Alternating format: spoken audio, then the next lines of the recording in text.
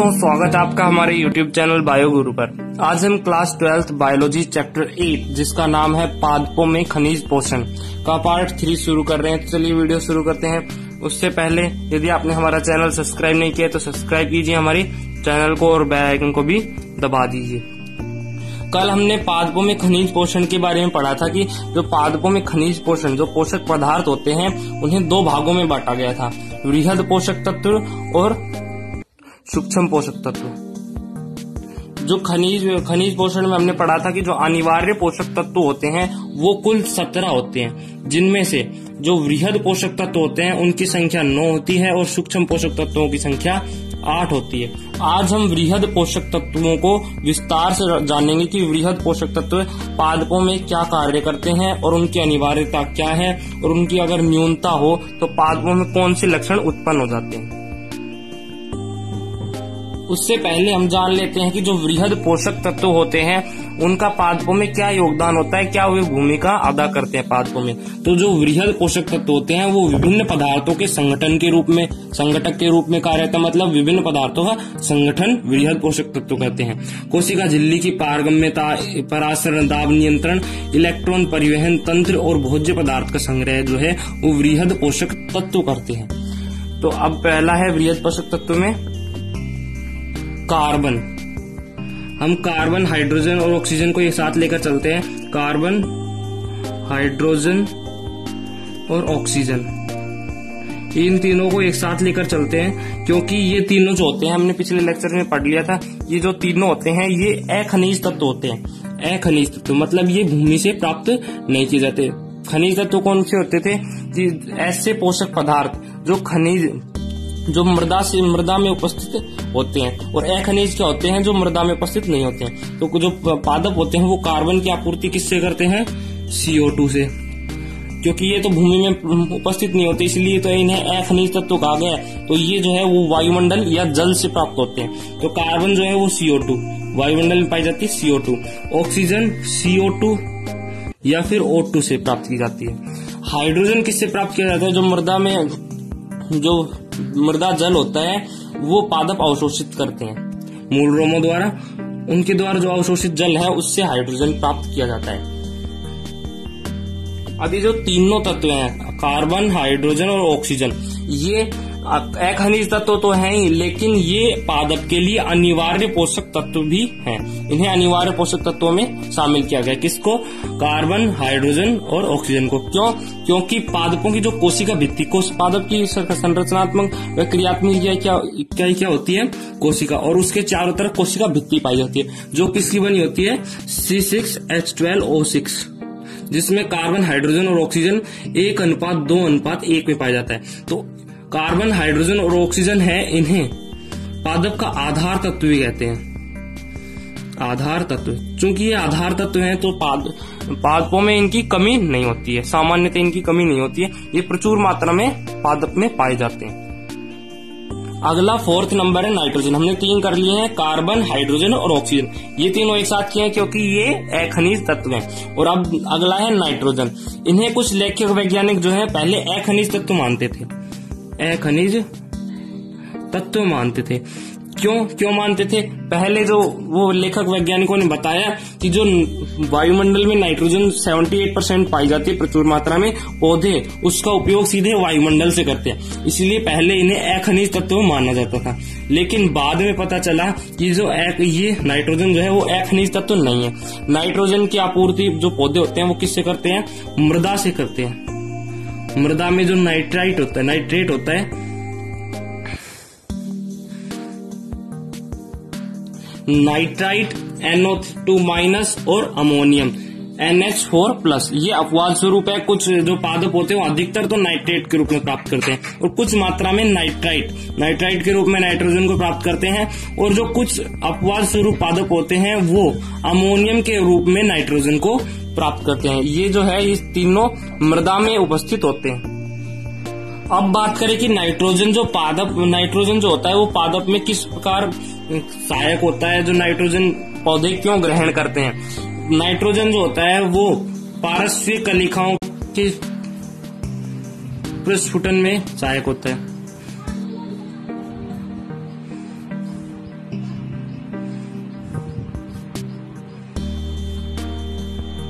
वृद्धिशील विभज्योतिकी क्षेत्र में और उर्वरकों यूरिया होती हैं, रासायनिक उर्वरकों में नाइट्रोजन पाया जाता है। नाइट्रोजन प्रमुख स्रोत होता है। क्यों होता है? क्योंकि जो पारस्परिक कलिकाओं के स्फुटन में नाइट्रोजन सहायक होता है और वृद्धिशील जो विभज्योतिक क्षेत्र होते हैं, जहां पादप के वृद्धिशील विभज्योतिक उत्तक पाए जाते हैं, वो उत्तक विभाजन किसके कारण करते हैं? नाइट्रोजन के कारण। अगर नाइट्रोजन नहीं पाया जाएगा तो जो विभज्योतिकी क्षेत्र है उसमें जो विभज्योतक उत्तक हैं वो स्थायी उत्तक में बदल जाते हैं। मतलब कोशिकाएं जो हैं विभाजन नहीं करती हैं। इसलिए जो पादप होते हैं उसमें नाइट्रोजन की सर्वाधिक आवश्यकता होती है। इसलिए जो रासायनिक उर्वरक होते हैं यूरिया, उनमें नाइट्रोजन प्रमुख स्रोत होता है, क्योंकि पादप में नाइट्रोजन की सर्वाधिक आवश्यकता पाई जाती है। अगला है नाइट्रोजन का कार्य कि जो पादपों में पत्तियों में पर्णहरित पाया जाता है उसका निर्माण भी नाइट्रोजन करता है। तो अब ये तो हो गए नाइट्रोजन पादपों में क्या कार्य करता है। अब हम पढ़ेंगे कि जब नाइट्रोजन पादप में नहीं हो यानी अनुपस्थित हो तो पादप में क्या लक्षण दिखेंगे। अगर पादप नाइट्रोजन की न्यूनता हो तो पादप में क्या लक्षण उत्पन्न होंगे। तो नाइट्रोजन की न्यूनता के लक्षण,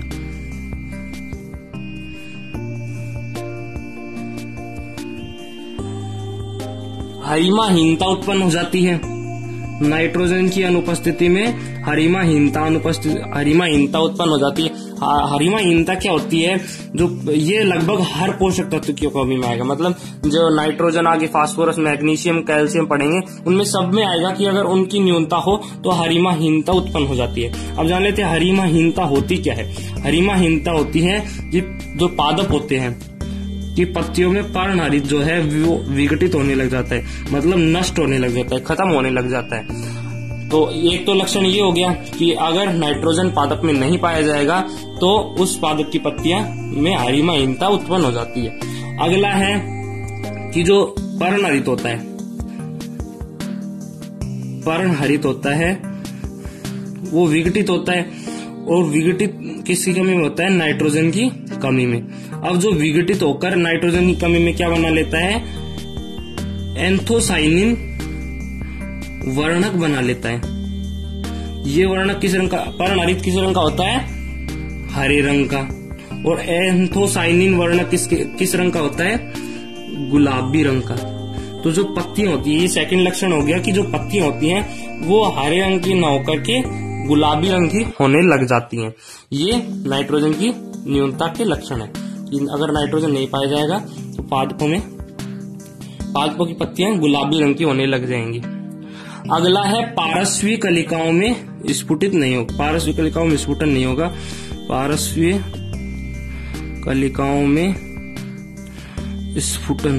प्रस्फुटन नहीं होगा।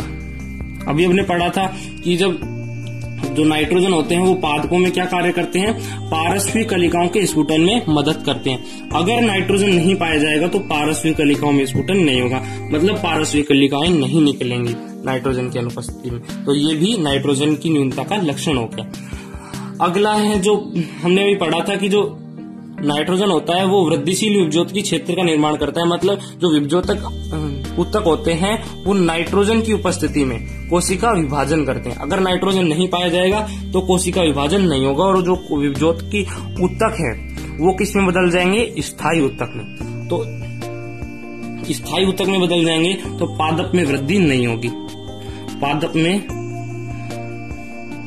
वृद्धि अनुपस्थित, मतलब जो पादप होता है वो बोना हो जाता है। अगर ये सभी लक्षण पाए जाएं तो उस पादप में नाइट्रोजन की कमी है और उसमें क्या देना चाहिए हमें? यूरिया। अभी हमने पढ़ा था कि जो उर्वरकों में नाइट्रोजन प्रचुर मात्रा में पाया जाता है, इसी के कारण होता है। अगला हमारा टॉपिक है फास्फोरस, मतलब 5वां बृहद पोषक तत्व फास्फोरस। फास्फोरस को पी से प्रदर्शित करते हैं। जो पादप होते हैं वो फास्फोरस को किसके रूप में ग्रहण करते हैं? मृदा से ग्रहण करते हैं। मृदा से H3PO4 और HPO4- के आयन के रूप में अवशोषित करते हैं। किसको? फास्फोरस को। मृदा में जो पादप जो होता है वो मृदा में फास्फोरस को किसके रूप में प्राप्त करता है H3PO4 आयन के रूप में या फिर HPO4 माइनस आयन के रूप में पादप जो होता है वो मृदा फास्फोरस को ग्रहण करता है। अब पादप में इसकी मात्रा कितनी होती है? फास्फोरस में पादप में फास्फोरस की मात्रा कितनी होती है?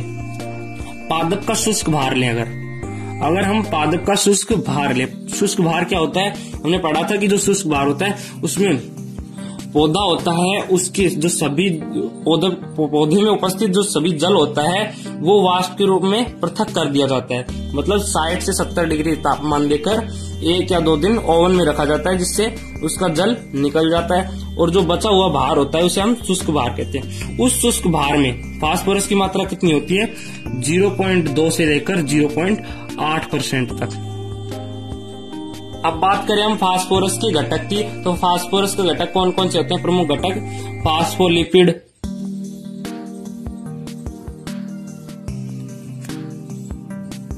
न्यूक्लिक अम्ल, कोएंजाइम, एनएडी, एनएडीपी और एटीपी फास्फोरस के प्रमुख घटक होते हैं। अब ये फास्फोलिपिड हो गया, न्यूक्लिक अम्ल हो गया, कोएंजाइम, अभी इन तीनों की फुल फॉर्म क्या होती है हम देख लेते हैं एक बार। एनएडीपी और एटीपी, इनकी फुल फॉर्म क्या होती है? एनएडी की फुल फॉर्म क्या होगी? Nicotinamide adenine di nucleotide.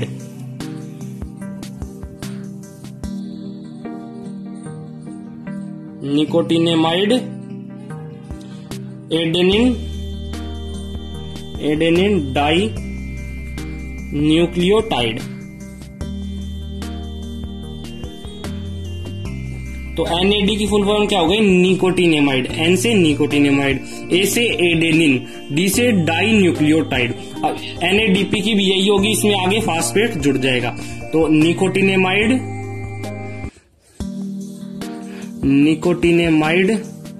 Adenine di nucleotide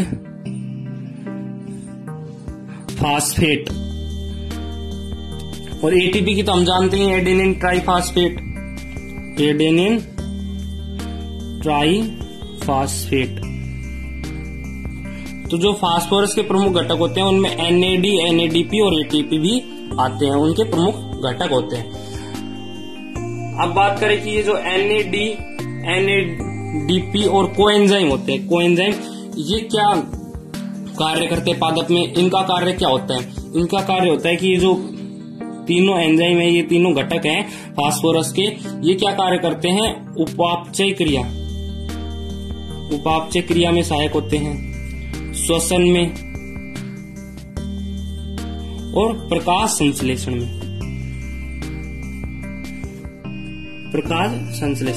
तो ये प्रकाश संश्लेषण में भी उपयोगी होते हैं। तो आप समझ सकते हैं कि अगर फास्फोरस नहीं पाया जाएगा तो प्रकाश संश्लेषण नहीं होगा, इसका मतलब जो पर्णहरित है वो नहीं पाया जाएगा। तो इसमें फास्फोरस की न्यूनता में भी एक लक्षण आएगा हरिमाहीनता का। अब हम बात करते हैं कि जो फास्फोरस होता है अगर पादप में उसकी न्यूनता हो तो पादप में कौन कौन से लक्षण उत्पन्न हो जाएंगे। तो पादप का जो तना होता है वो बोना होता है, क्योंकि उसमें विभजोत क्षेत्र उत्पन्न नहीं होते हैं, उसमें ऊतक क्षय क्षेत्र का निर्माण हो जाता है। ये हम आगे पढ़ेंगे। ये जो तना होता है वो बोना रह जाता है और तना गहरे रंग का हो जाता है। अगला लक्षण है न्यूनता का जो पर्णहरित है। अभी पढ़ा था कि प्रकाश संश्लेषण में इसकी ये सहायक होता है, तो प्रकाश संश्लेषण में सहायक होता है। अगर फास्फोरस नहीं पाया जाएगा तो जो पर्णहरित है वो एंथोसायनिन वर्णक में बदल जाता है। अभी हमने पढ़ा था एंथोसायनिन वर्णक किस रंग का होता है? गुलाबी रंग का होता है। और अगर फास्फोरस की अधिक न्यूनता पाई जाए, मतलब आवश्यकता अधिक हो रही हो और बहुत कम मात्रा में पादप को ये प्राप्त हो रहा हो, तो उस स्थिति में पादप में ऊतक क्षय क्षेत्र निर्मित हो जाते हैं। ऊतक क्षय क्षेत्र किसे कहते हैं? जिसमें ऐसा क्षेत्र उत्पन्न हो जाता है जिसमें ऊतक जो है वो नष्ट होने लग जाते हैं। अगर फास्फोरस की न्यूनता होगी तो पादप में कैल्शियम की सक्रियता घटेगी, मतलब जो एधा होती है उसकी सक्रियता घट जाएगी। और अगला है जो पत्तियां विकृत हो जाती है, मतलब फास्फोरस नहीं पाया जाएगा तो उसकी पादप की पत्तियां जो होती हैं वो विकृत हो जाती हैं, मतलब उनका शेप जो है वो बिगड़ जाता है।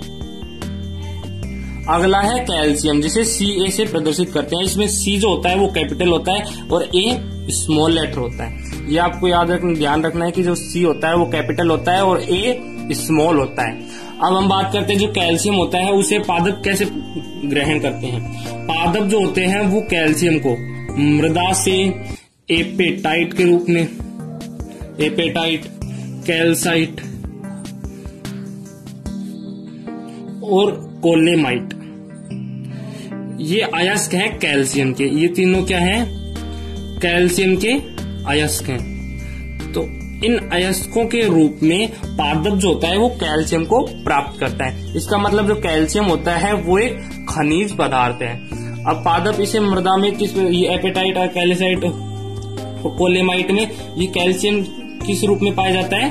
Ca+2 के रूप में। ये बात भी आपको ध्यान रखनी है कि जो कैल्शियम होता है वो आयन के रूप में पाया जाता है और पादप इसे आयन के रूप में ही अवशोषित करते हैं। अब ये जो कैल्शियम होता है उसका कार्य क्या होता है? जब कोशिका विभाजन होता है, जैसे पादप की कोशिका का विभाजन हो रहा है, तो इसमें विभाजन किस प्रकार होता है?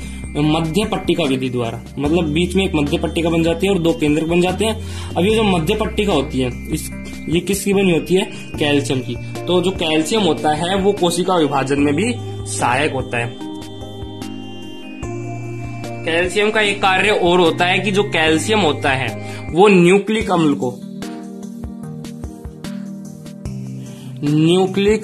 को किससे जोड़ता है? प्रोटीन से। और कार्बोहाइड्रेट को एमिनो अम्ल से। तो जो कैल्शियम होता है वो न्यूक्लिक अम्ल को प्रोटीन से, मतलब इन दोनों को जोड़ने का कार्य कौन करता है? कैल्शियम। और कार्बोहाइड्रेट को एमिनो अम्ल से जोड़ने का कार्य कैल्शियम करता है। अब बात करते हैं कि जब कैल्शियम पादप में कैल्शियम की कमी होगी, Ca की कमी होगी, तो पादप में कौन से लक्षण उत्पन्न हो जाएंगे? तो हमारा टॉपिक है न्यूनता की कमी, न्यूनता के लक्षण। तो न्यूनता के लक्षण कौन कौन से होते हैं? जब कैल्शियम पादप में नहीं पाया जाता है तो कोशिका भित्ति जो होती है उसका लचीलापन समाप्त हो जाता है। मतलब कोशिका भित्ति का जो लचीलापन होता है वो किसके कारण होता है? कैल्शियम के कारण होता है। और दूसरा है इसका पत्तियां जो है वो विकृत हो जाती है। मतलब विकृत किस तरह से होती है? जो पत्ती के शीर्ष है, जैसे ये पत्ती के शीर्ष है, टिप है ये ऊपर की, ये जो है वो झुक जाती है इस प्रकार। तो कैल्शियम इसमें हम तो जानते हैं जो कैल्शियम होता है वो हमारी हड्डियों को मजबूती प्रदान करता है। अगर पत्ती में कैल्शियम नहीं पाया जाएगा तो उसमें मजबूती खत्म हो जाएगी, मतलब वो सीधी नहीं रह पाएगी, उसका शीर्ष जो है वो नीचे झुक जाएगा। इस स्थिति को हम क्या कहते हैं? अकुंचित शीर्ष। ये बात आपको याद रखनी है कि जब कैल्शियम की अनुपस्थिति में जब पादप की पत्तियां मुड़ जाएं, मतलब उनके शीर्ष जो है वो नीचे की ओर झुक जाएं, तो उस स्थिति को क्या कहते हैं? हम अंकुरित शीर्ष कहते हैं। अगला है कि जो कैल्शियम की अनुपस्थिति में जो पादप की पत्तियां होती हैं वो हरिमाहीनता उत्पन्न करते हैं। अभी हमने जान लिया कि हरिमाहीनता क्या होती है। अगला है हमारा पोटेशियम। पोटेशियम को कैसे प्रदर्शित करते हैं? अब इसे कैसे प्रदर्शित क्यों करते हैं? जब इसका नाम पोटेशियम है तो इसे पी से प्रदर्शित करना चाहिए ना, तो इसका कैसे प्रदर्शित क्यों करते हैं? क्योंकि पोटेशियम जो है उसका लैटिन नाम, जो प्रतीक होते हैं वो लैटिन नाम के हिसाब से ही होते हैं। इसका लैटिन नाम क्या होता है?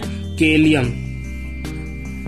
तो केलियम से हो गया के, तो इसे पोटेशियम को के से प्रदर्शित करते हैं। इसी प्रकार जो सोडियम होता है उसे Na से प्रदर्शित करते हैं, क्योंकि उसका जो लैटिन नाम है वो अलग होता है, सोडियम नहीं होता है। क्योंकि जो सोडियम होता है उसका लैटिन नाम नाइट्रियम होता है।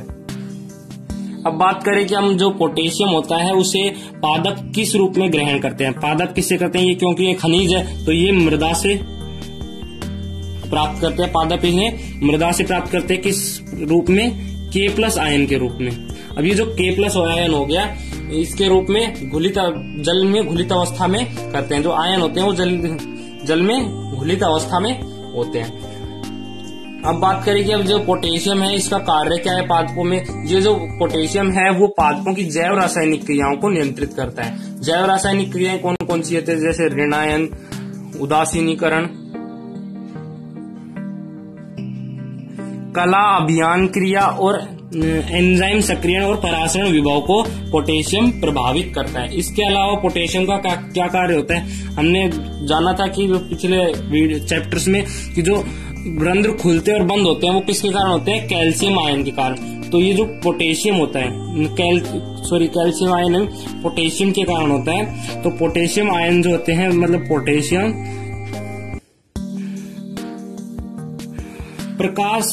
प्रकाश की उपस्थिति में किसको करते हैं, प्रकाश की अनुपस्थिति और उपस्थिति में रंध्र को खोलते और बंद करते हैं। अनुपस्थिति में रंध्रों का खुलना और बंद होना किसके कारण होता है, पोटेशियम के कारण। हमने पोटेशियम आयन सिद्धांत में पढ़ा था कि जो रंध्र होते हैं वो पोटेशियम जो आयन होते हैं वो जब द्वार कोशिका में हो जाते हैं रंध्र खुल जाते हैं और निकल जाते हैं तो बंद हो जाते हैं रंध्र। इस प्रकार जो पोटेशियम है वो रंध्रों के खुलने और बंद होने में भी प्रभावित करता है। अगला है बीजों व फलों।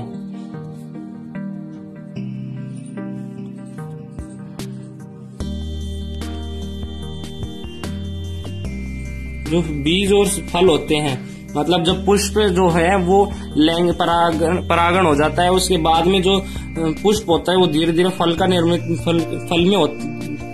होता है। तो उसकी सामान्य वृद्धि को नियंत्रित कौन करता है, पोटेशियम। अब हम जानते हैं कि अगर इसकी न्यूनता हो, अगर पोटेशियम कम मात्रा में उपस्थित हो पौधे में, तो उस पौधे में क्या लक्षण उत्पन्न हो जाएंगे। तो न्यूनता के लक्षण क्या है, परिपक्व पत्तियां जो होती हैं, मतलब जो नीचे की पत्तियां होती है, जैसे ये पहले की लगी हुई पत्तियां हैं, ये जो है वो अपने आकार में विकृत हो जाती है, जबकि जो ऊपर नई पत्तियां हैं जो भी स्फुटित हो रही हैं उनमें कोई प्रभाव नहीं पड़ता है। जो परिपक्व पत्तियां होती हैं उनका आकार विकृत होने लग जाता है और उनमें हरिमाहीनता उत्पन्न होने लग जाती है। हमने जान लिया कि हरिमाहीनता किसे कहते हैं। और इसका अगला न्यूनतम लक्षण है कि जो पादप की वृद्धि होती है वो अवरुद्ध हो जाती है और पादप में रोग प्रतिरोधक क्षमता कम हो जाती है। अगला वृहद पोषक तत्वों में है मैग्नीशियम, जिसे हम Mg से प्रदर्शित करते हैं। पादप इसे मैग्नीशियम को किस प्रकार प्राप्त करते हैं, मृदा से प्राप्त करते हैं, क्योंकि ये खनिज तत्व कितने थे, 3 थे, कार्बन, हाइड्रोजन और ऑक्सीजन। उन तीनों को जो पादप होते हैं वो वायुमंडल या जल से ग्रहण करते हैं, लेकिन ये जो सभी और बाकी जो खनिज तत्व हैं इन्हें मृदा से प्राप्त करते हैं। तो मैग्नीशियम को मृदा से मैग्नीशियम कार्बोनेट MgCO3 और डोलेमाइट, ये जो है ये दोनों मैग्नीशियम कार्बोनेट, इसका सूत्र क्या होता है, MgCO3 × CaCO3। ये जो दोनों होते हैं मैग्नीशियम कार्बोनेट और डोलेमाइट, ये दोनों मैग्नीशियम के अयस्क हैं, मतलब जो पादप होते हैं वो मैग्नीशियम को इन दोनों अयस्कों के रूप में ग्रहण करते हैं। जो क्लोरोफिल होता है पर्णहरित, उसका प्रमुख घटक मैग्नीशियम होता है। हमने कई जगह पढ़ लिया, जो मैग्नीशियम होता है वो पादप के लिए बहुत आवश्यक होता है। अगर मैग्नीशियम नहीं पाया जाएगा तो पर्णहरित जो होता है वो नहीं प्राप्त होता है, क्योंकि जो पर्णहरित होता है वो प्रमुख रूप से मैग्नीशियम का बना होता है। अगर मैग्नीशियम नहीं पाया जाएगा तो पर्णहरित नहीं होगा और उसमें पादप में भोजन निर्माण नहीं होगा। और मैग्नीशियम की अगला कार्य है, ये एक कार्य, दूसरा कार्य है जो तेलीय बीज पादप होते हैं, तेलीय बीज होते हैं उनमें मैग्नीशियम पाया जाता है, अधिक मात्रा में पाया जाता है। इस हम समझ सकते हैं तो इसके कारण कि जो मैग्नीशियम होता है वो तेल निर्माण में भाग लेता है। तेल निर्माण में भाग कैसे लेता है, जो अधिकांश तेलीय बीज पादप होते हैं, तेलीय पादप होते हैं, उनमें मैग्नीशियम जो है वो प्रचुर मात्रा में, अधिक मात्रा में पाया जाता है। तो इस कारण हम समझ सकते हैं कि जो मैग्नीशियम होता है वो तेल निर्माण में भी सहायक होता है, तेल के निर्माण में भाग लेता है। अगर अब बात करते हैं कि जो पादप में मैग्नीशियम नहीं पाया जाएगा तो उसके पादप में लक्षण क्या होंगे। अगर मैग्नीशियम आयन पादप में नहीं पाया जाए तो उसमें पादप में कौन कौन से लक्षण उत्पन्न हो जाएंगे।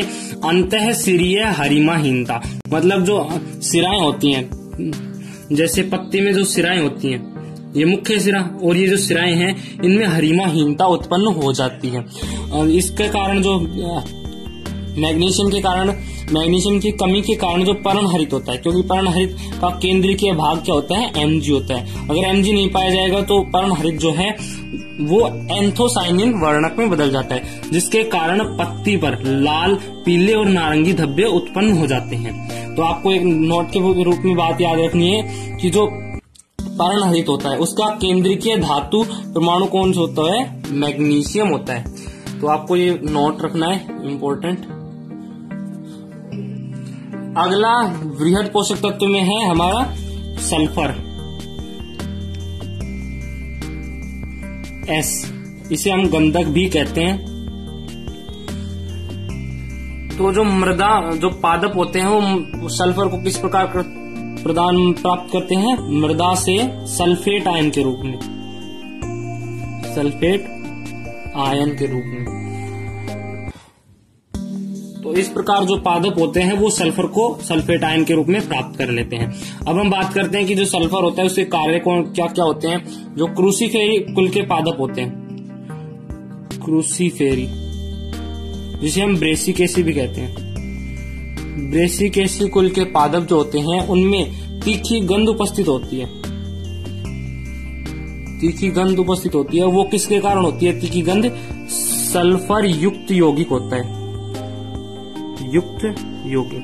ये जो सल्फर युक्त यौगिक होता है ये वाष्पशील होता है, इसके कारण जो क्रूसीफेरी कुल के पादप हैं उनमें तीखी गंध पाई जाती है। किसके कारण, सल्फर युक्त वाष्पशील यौगिक के कारण। अगला कार्य है लेग्यूमिनेसी, मटर कुलीय पादप होते हैं। लेग्यूमिनेसी कुलीय पादपों में जो राइजोबियम जीवाणु पाए जाते हैं उनकी जड़ों में, अगर वो सल्फर अधिक मात्रा में होगा, मृदा में लेग्यूमिनेसी पादप जिस मृदा में लगे हुए हैं उसमें अगर सल्फर अधिक होगा तो उसमें राइजोबियम यानी जीवाणुवीय ग्रंथियां अधिक पाई जाएंगी। तो ये जो है सल्फर के कार्य हो गए दो। अगर अब सल्फर किसी पादप में सल्फर उचित मात्रा में, जो जितनी मात्रा होती है अगर उसमें उपस्थित ना हो तो उस पादप में क्या क्या लक्षण उत्पन्न हो जाएंगे। अब अगर पादप में सल्फर की मात्रा न्यून हो, पादप में सल्फर की मात्रा न्यून हो तो पादप में कौन कौन से लक्षण उत्पन्न हो जाएंगे। पादप की जो पत्तियां हैं वो हरिमाहीनता उत्पन्न करने लग जाएंगी। हरिमाहीनता जान लेता, जो हरिमाहीनता होती है उसमें पर्णहरित जो है वो नष्ट होने लग जाता है, मतलब पत्ती में हरा रंग नष्ट होने लग जाता है। सल्फर अगर उचित मात्रा में नहीं हो तो उसमें जो सल्फर युक्त एमिनो अम्ल है, सल्फर युक्त एमिनो अम्ल नष्ट होने लग जाते हैं, मतलब खत्म होने लग जाते हैं, क्योंकि उनमें सल्फर नहीं पाया जाएगा तो सल्फर युक्त एमिनो अम्ल नष्ट होने लग जाएंगे। जो मोटी भित्ति वाले जो ऊतक होते हैं जैसे स्क्लेन काइमा, जाइलम और कोलेन काइमा, इनकी वृद्धि अधिक हो जाती है। इनकी वृद्धि अधिक होने से जो पादप होते हैं वो बौने रह जाते हैं। तो ये सल्फर की न्यूनता के कुछ लक्षण थे जो पादपों में सल्फर की कमी के कारण उत्पन्न होते हैं। तो एक बार फिर से देख लेते हैं, सल्फर होता है उसे पादप किससे ग्रहण करते हैं, मृदा से सल्फेट आयन के रूप में ग्रहण करते हैं। जो सल्फर के कार्य होते हैं उनमें पहला है कि क्रूसीफेरी, जिसे आधुनिक नाम दिया गया है ब्रेसिकेसी, जो कुलीय पादप होते हैं उनमें तीखी गंध पाई जाती है, वो सल्फर युक्त वाष्पशील यौगिकों के कारण पाई जाती है। जो लेग्यूमिनेसी पादप होते हैं, मटर कुलीय पादप जैसे चना, उनमें उनकी जड़ों में जो है राइजोबियम जीवाणु पाया जाता है।